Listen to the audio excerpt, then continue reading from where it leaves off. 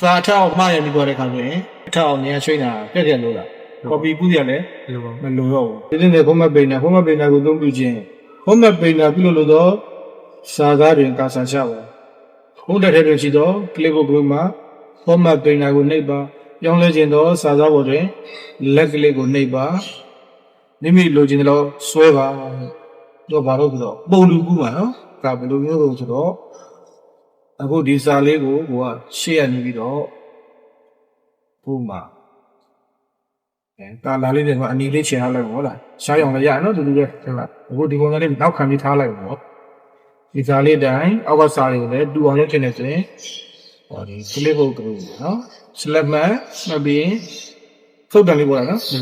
မိမိလိုချင်တဲ့လောက်ဆွဲပါတဲ့ပုံစံတူးကောင်းလားရှေ့ format တိုင်းခုနကတော့အနီလုပ်လိုက်တယ်နောက်ခံဝါထည့်လိုက်တယ်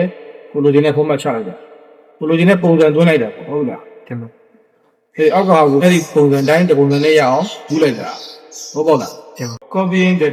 စာသားကိုကူးယူခြင်းမိမိကူးယူလို့တော့စာသားကို select မှတ်ပါအခုလုပ်တော့မယ်ဆိုရင်အရင်ဆုံးလုပ်ပါလိ select မှတ်မိမိကူးယူလို့တော့စာသားကို select မှတ်ပါ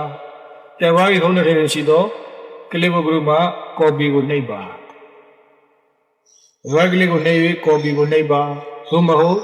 control C မိမိပေါ်စီလိုသောနေရာတွင်ကာစာချပါ clipboard group ရဲ့ရှိသော page ကိုနှိပ်ပါ right click ကနေ page ကိုနှိပ်လို့လည်းရပါတယ်တဲ့ control V ကိုနှိပ်လို့လည်းရပါတယ်ဟိုဓာတ်ပုံလေး video လေး copy ကူးတယ်လို့ပဲနော်အခုဒီသားလေးကိုဥမာ copy ကူးမယ်မစာရိုက်တဲ့အခါမှာကိုကရေးပင်စာအုပ်ထဲကနေလှမ်းပြီးတော့ copy ယူခြင်းယူလို့ရတယ်နော်လက်ဖက်ပြီးမှ clipboard group တွေက copy ဒီထက်ပြန်ထားလည်းရတယ်။ဘာဝင်တခြားစာမျက်နှာတွေတွားထားလည်းရတယ်။ page ကိုနှိပ်မယ်တဲ့။နောက်တစ်နည်းဒီဘက်ကလည်း control V ပြချနော်။ right click page file copy ကဒီကကြတော့ move တဲ့စာသားကိုနေရာရွှေ့ခြင်း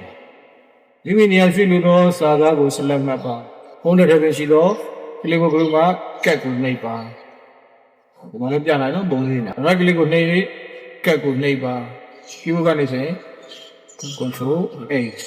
ဒီပေါ်ဒီလိုတော့နေရာတွင်ကာစာချပါ clipboard ကိုလည်းရှိတော့ page ကိုနှိပ်ပါ